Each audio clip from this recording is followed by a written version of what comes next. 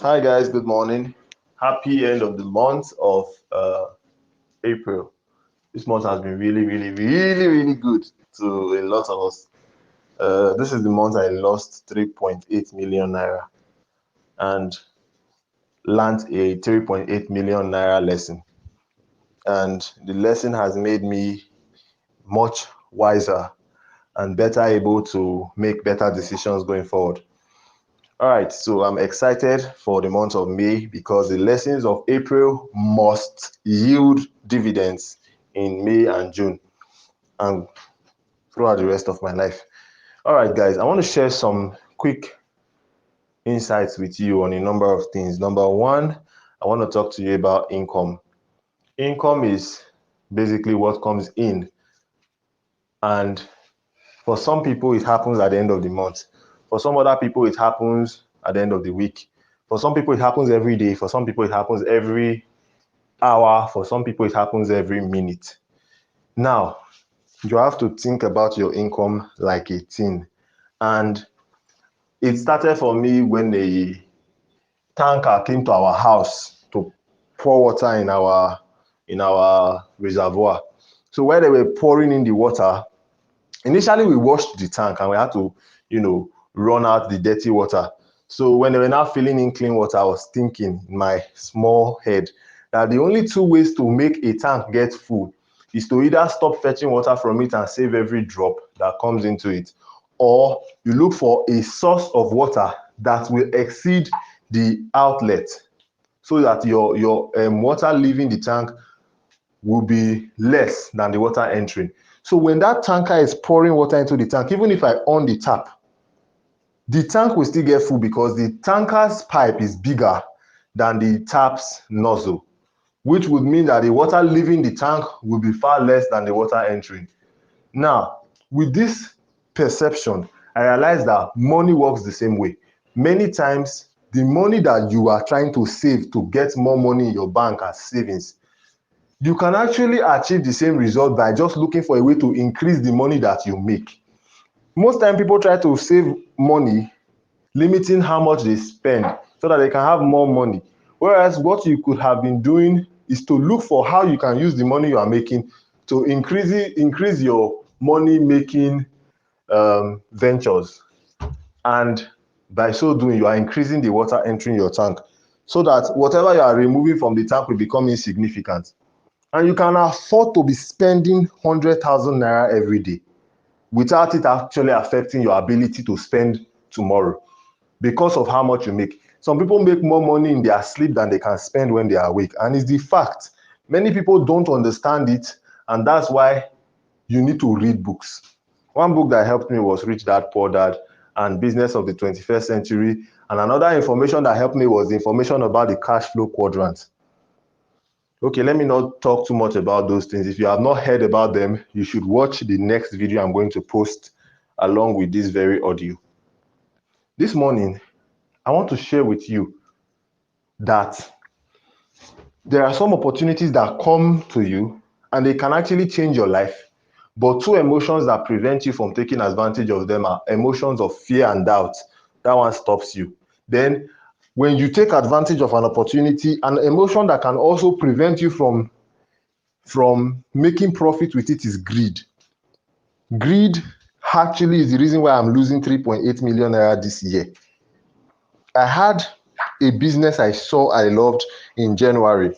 That business made me money, I will not lie, but I did not remove the money.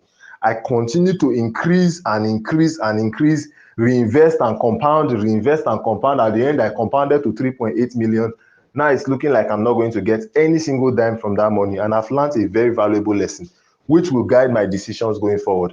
Guys, in this life, your failures are lessons that are meant to help you succeed. But the problem with us is that once we fail, we run away.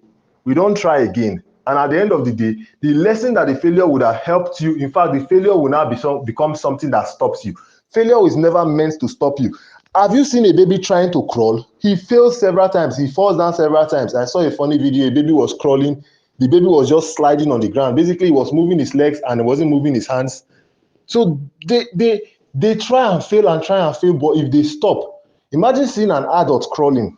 because he never had the audacity to stand up and work because he fell once or twice. The adult now crawls for the rest of his life. You would think it's funny, but every one of you was imbued with the audacity to fail and fail again in order to succeed. That is why you don't see any adult crawling, because as a baby, you didn't let your failure stop you, but then you become an adult and you begin to allow your failures to stop you. Many adults are crawling financially today. They are not standing financially because by the time they were falling, it was the fear to continue in that line and learn the lessons to give them their success that prevented them. Many adults, you are crawling financially. You are a big man by potential. What God has put into you is enough to make you the next Dangote, but you will not allow yourself because you are afraid of losing money. Money that we will still live in this life. Oh. I mean, it's not money that we will take to heaven. We're not taking it anywhere. It's only in this world that we need it. But many of you, too afraid, allow your failures to stop you. This morning, I want to charge you. It's the end of the month. Many of you will be receiving money from your different jobs, and you will automatically go into planning mode. What will I use this money to do that I will save it till the end of May, and then I will be able to have small thing in June? See, I'm not saying it's bad, though. Savings are okay. But the only thing that makes savings okay are two things. Number one, for the rainy days, you should save. And number two, to invest. To invest, because now money, they take, they find money. If you don't have capital, you will not make money. And if you don't have capital, you will be very afraid of this whole money business thing. You'll be thinking, small money where I don't get. Now I go, you stay do investment, and you will not do any investment. See, you need money. So that's why you save. As a matter of fact, I had a plan when I was in school. It involved starting a business with 2,000 naira, and that business was selling pure water, guys. But I had a plan of how that money generated will yield money that we used to do another business, which was selling bread, toasted bread with egg, what they call mishai. And that one was meant to lead me to a point where I would do another business. I listed all the business, the capital, and the profit that I will use from the last business to start the next business. It was a planned system. I never got to follow it because I finally found out that there is a shortcut. And the shortcut was affiliate network marketing, actually. Multi-level marketing, bring two people. See, as people were saying, what is that? I cannot do it. Bring two people. Nonsense. I looked at that business and I said, wow, you mean that I can decide to abandon my 4-year plan of doing business to business to business to build capital base to do better businesses, and I can just follow this thing for 2 years and make more than the same results that I actually wanted to go and I realized that leverage is key. Find a way to get 1% of 500 people's work than 100% of your own work. And I began to use leverage. Guys, leverage is a beautiful thing. Look at affiliate marketing. Affiliate marketing doesn't even tell you bring two people. Affiliate marketing tells you anybody you bring, this is the commission you will make. Maybe you will make 10% commission on their profit. Maybe you will make 10% commission on their investment. But basically, affiliate marketing is commission based. So when we were using MLM, bring two people, to learn about how to refer people, that was never the goal. The goal was affiliate marketing, which does not even tell you bring two. If you bring two people in affiliate marketing, hunger will just finish you. I did businesses that brought 500 people. The last one I checked was 520 something. I said, wow, you mean say na me bring all these people? Where I for see 500 people talk to? And they brought in money into a business. Guys, all those bring two people that many of you are running away from was your training ground for you to become the kind of person that can recruit 1,000 people and you will not break a sweat. See, many of you run away from what God has brought to you to equip you for the journey he knows he has prepared you for. And you waste your time. Because how much time do you really have? This life that in your 20s, you are vibrant. In your 40s, you are beginning to have middle age issues. And before you know it, you are looking at, you are no longer able to be active. You are now 70. How much time do you think we have in this life? That you have the time now, you are wasting it. The youth are energetic and they are using their energy to catch cruise. as if it's cruise that the life is all about. Ladies and gentlemen, I want to charge you this morning at the end of this month. Take ownership. Don't be a victim of life. Be an active participant in your own life. Some people are so passive. They are happy-go-lucky. They will just wake up in the morning. Where person go today, they will fold their hand. Oh, okay. Before they will brush their teeth, 2 hours have passed. They don't even feel like they are part of their own life. They just feel like there's somebody that came to spectate in the event taking place in their life. Before you know it, they will now realize by 12 o'clock that they have not had breakfast. I'm hungry. Who I go enter a house today? Okay. Kunle go don't cook. They will now stroll there. Kunle, I say make I come greet you. They only came for food. The truth of the matter is some people have taken this life thing so lackadaisically. Anyhow they go, make it they go. Before you know, they will wake up. They are now 33 years old. They now realize that I'm now an adult. Oh, you don't mean it, because they did not even notice when they were growing. They did not really participate. They were just floating through the whole process. Before you know, you are 33. You are living in your mother's house. No, it's an appalling situation, but many people are in that situation because they make no plan for their life. They will now finally say, let me even try do one business. This small money with them, and make I just, and then if they lose, they will say, everything is a scam. Let me tell you guys, you have to grow. Growth is a painful process. If you don't pass through growth, you will stagnate. The most scary thing is stagnation. 365 days we cross over to the next year. You will remain in the place that you were at the beginning of the year. They make you shame. Your age will add +1, +2, +5.